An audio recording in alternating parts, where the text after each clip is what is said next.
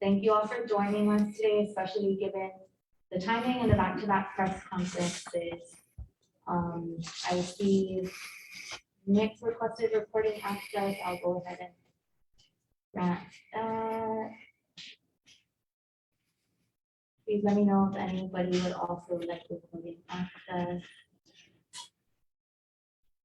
Okay, Nick, that should work for you in just a second. Thank you again for joining us today. We called today's press conference to provide you an update on the June officer involved shooting.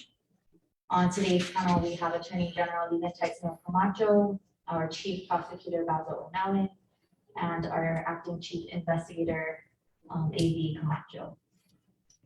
So I will turn it over to Attorney General Camacho.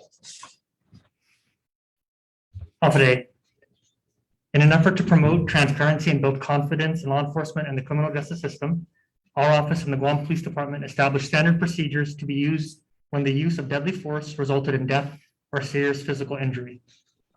We had a situation this year in June where we needed to have our IIT established independent investigative team. Acting Chief Investigator A.V. Camacho is going to talk about the findings of the investigation, and Chief Prosecutor O'Malley will explain the legal conclusions and issues in this case. And with that, I'll turn it over to Acting Chief Investigator. Afade.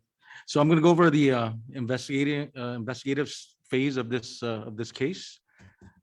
So on June 30th, 2021, about 6:20 p.m., the Office of Attorney General received a call from the Guam Police Department regarding a shooting in the Tamuning area with an officer who was involved in the shooting.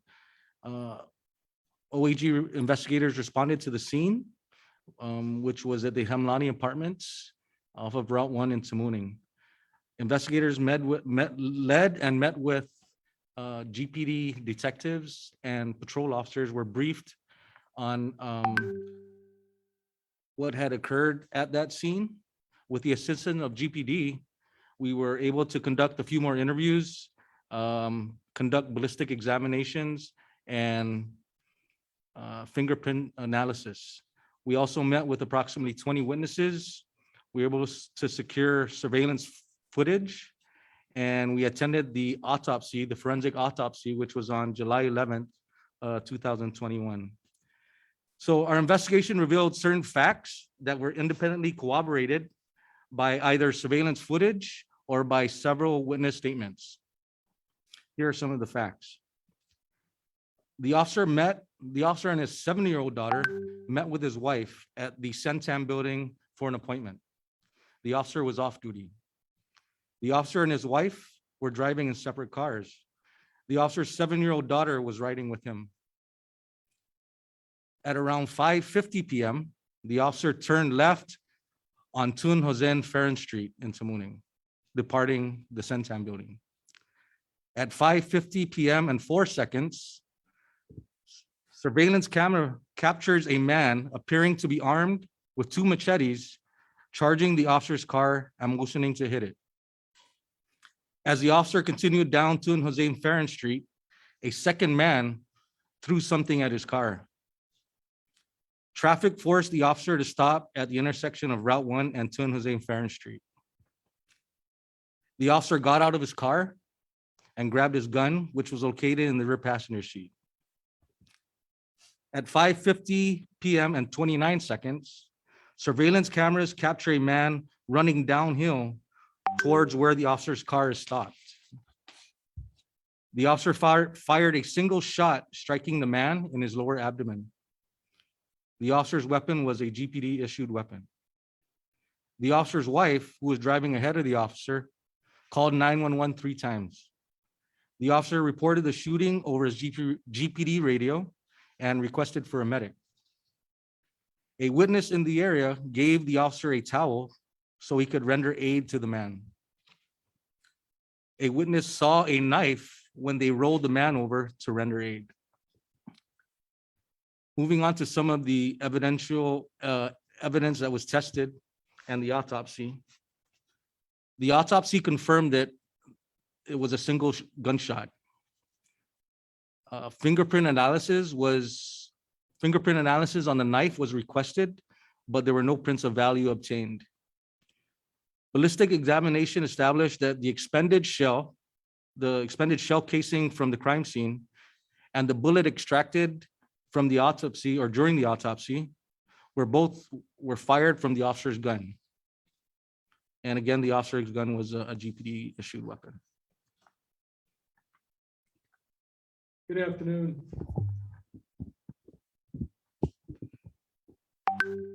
Because we have received information concerning threats of possible retaliation against the officer involved in this shooting, his name is not being released.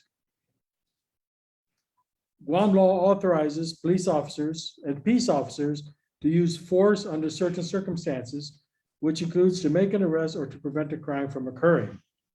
Guam law further defines a peace officer as including all GPD officers with no distinction of whether they are on or off duty.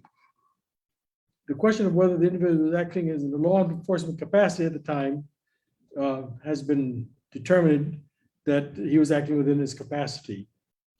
When justification is involved, which includes the use of force by a peace officer, the burden shifts and the prosecution is required to prove beyond a reasonable doubt that the officer's actions were not justified. For peace officers, the test is also based on the totality of the circumstances, which means all the facts known leading up to the use of deadly force. This includes things such as whether there is an opportunity for the peace officer to identify themselves as a peace officer, whether the peace officer properly identified himself, or whether the peace officer warned that deadly force may be used. Based on the totality of the circumstances, it is our conclusion that the officer's actions in this case were justified. As a result, we're declining filing any criminal charges. As a result, also, based on our expungement statutes in Guam law, we are prohibited from releasing reports that we based our report on. However, pursuant to Title 10 of the Guam Code annotated, because this involves a question of an officer's conduct, we will be forwarding a memo to the Chief of Police with our findings. We are also willing to provide media with a copy once it is final, and we anticipate it will be done by early next week. The memo will provide a detailed analysis of what we're presenting today. We are also making the evidence available to federal law enforcement officers, which is what we've done in past cases. They will then decide what, if any, actions they wish to pursue. We have met with Mr. Fabian's family and have shared our findings with them, and we did that earlier today out of respect to the family.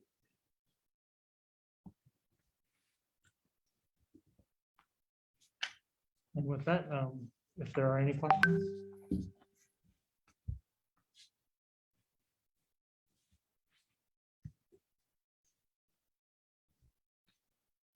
Okay, so we're gonna go through questions. I'm gonna call on you in the order that the participant list appears. So we're starting with Sorensen. So at SVP, I think you noted it was Tony Lavarena who had the question.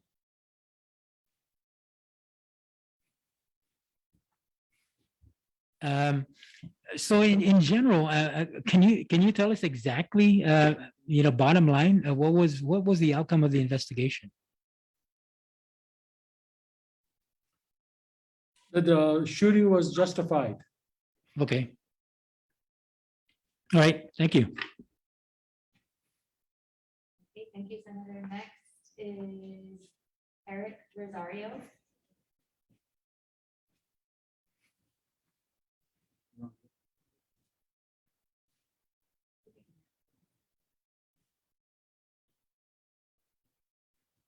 Okay, nothing from Eric. Next is Jackson Stevens.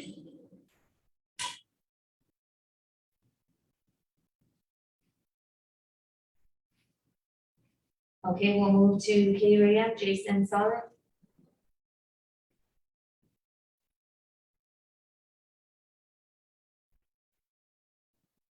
Okay, thanks, Jason. Next, Nick Delgado. No.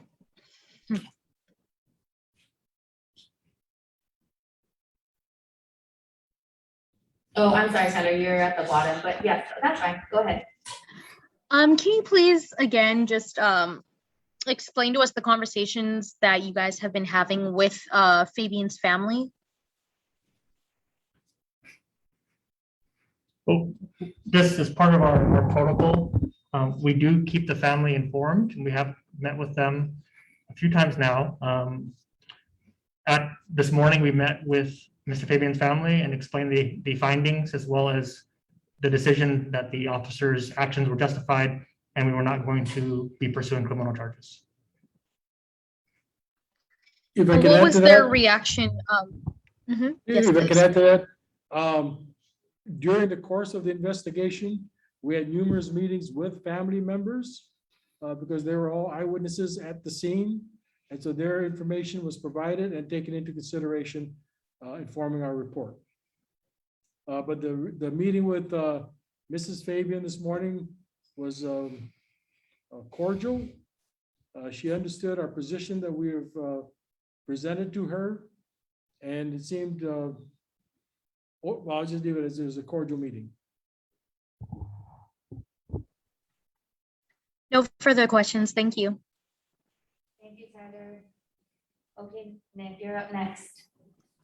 Hi guys, Nick with the Guam Daily Post. Did the investigation reveal in the first place why these men, and obviously the first one with the machete, and then Mr. Fabian, who was the second person to throw something at the off-duty cop's car, why they might have targeted this off-duty cop's vehicle in the first place?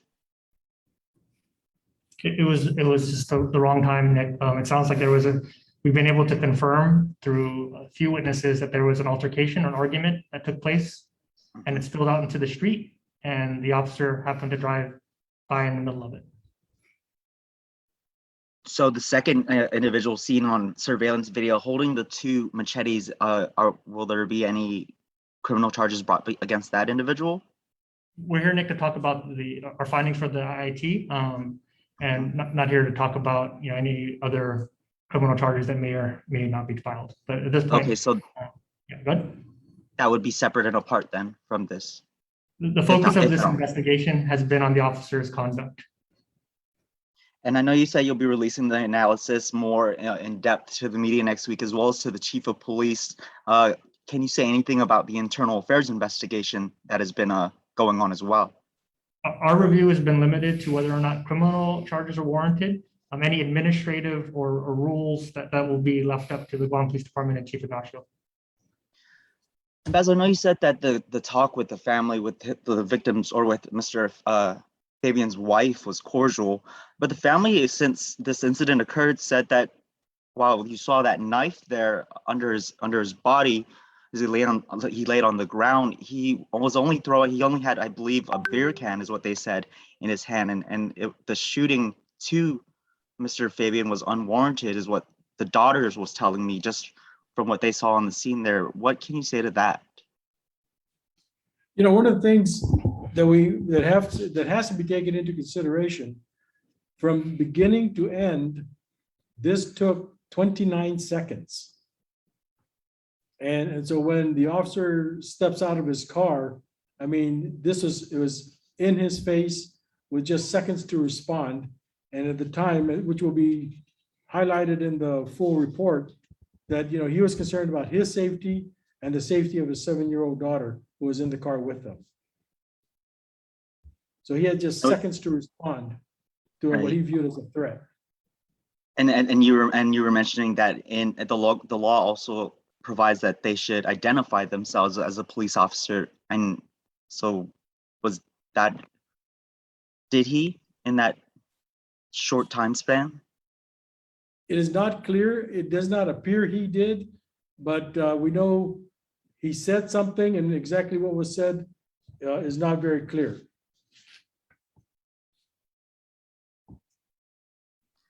What do you think the message is, seeing as this is in the past less than a year now, the second officer involved shooting that turned deadly, even in the same village, as a matter of fact, where your investigators, not to question the investigation that the team has done here, but it led to this same result where the public's view could be that although the facts are there, the investigation has run its course and has everything is done accordingly, it seems that the officers might be lacking training in a sense. It's kind of the sense that I'm getting from the community, seeing as this is the second incident similar.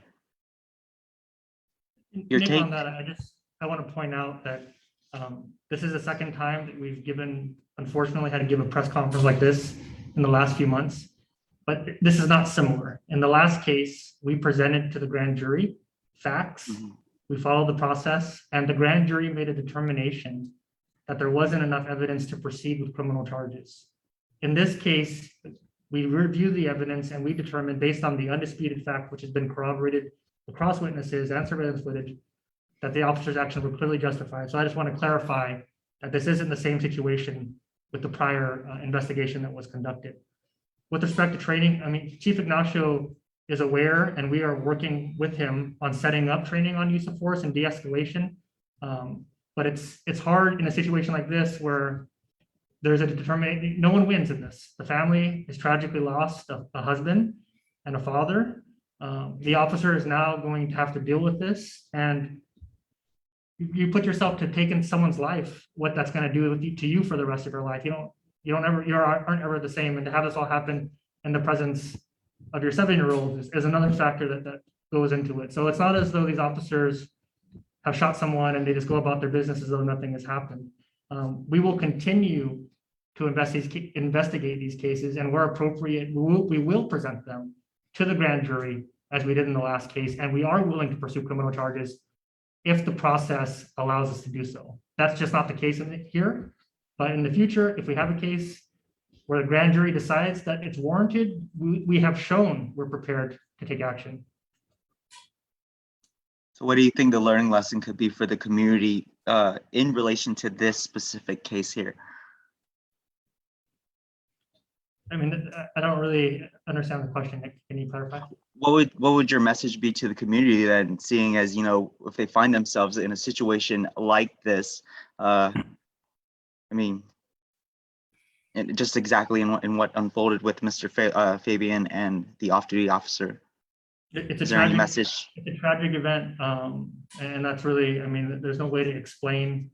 And again, we're not here to make someone look. I know the one thing that the family did share, or at least Ms. Fabian this morning, was that it's very hurtful to go on social media and to see people with making racist comments, being insensitive to her husband who is deceased.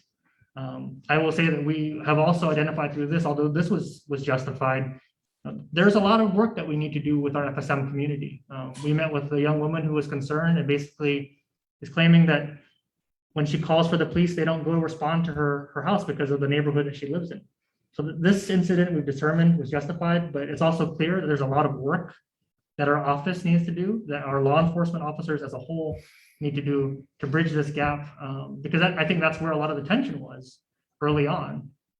So we are going to look at it and approach it case by case, but we also need to recognize that systemically, there's a lot of change that we need to be looking at making and trying to be better at our jobs every day. We are looking at having more training, but we need buy-in from the community on both sides. Thank you, AG Camacho. Thank you, Nick. We're gonna move to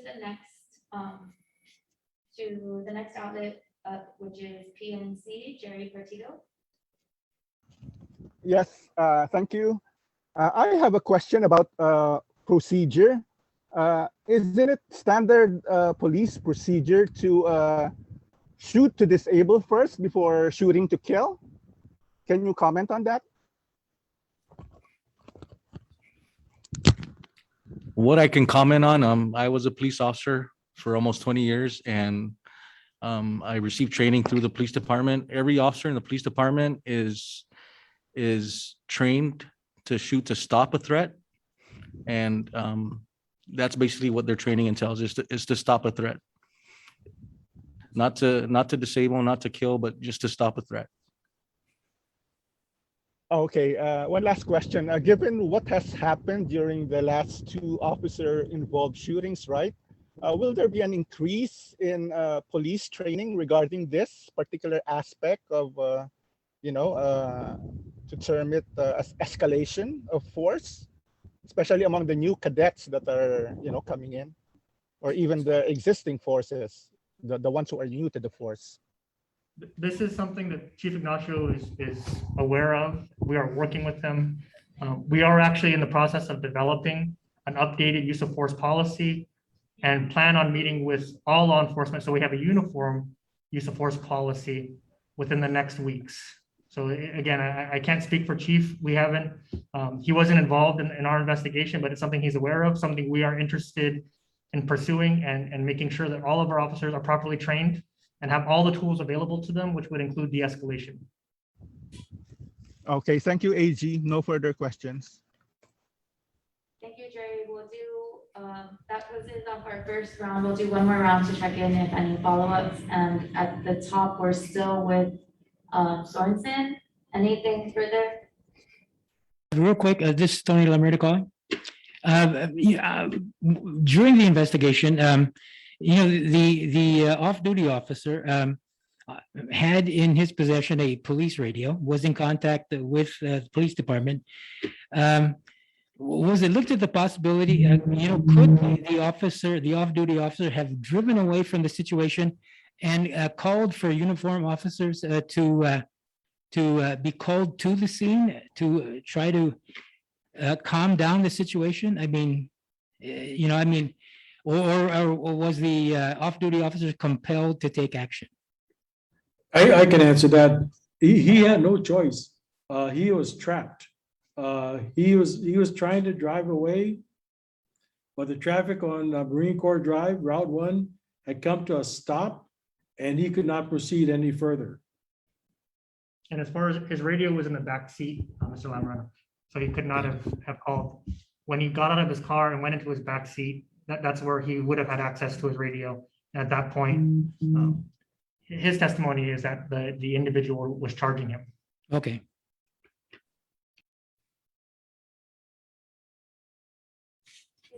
Senator, next up is Jackson Stevens. Any follow-up questions? No, thank you. Thank you. Here I am, back to you, Tyler.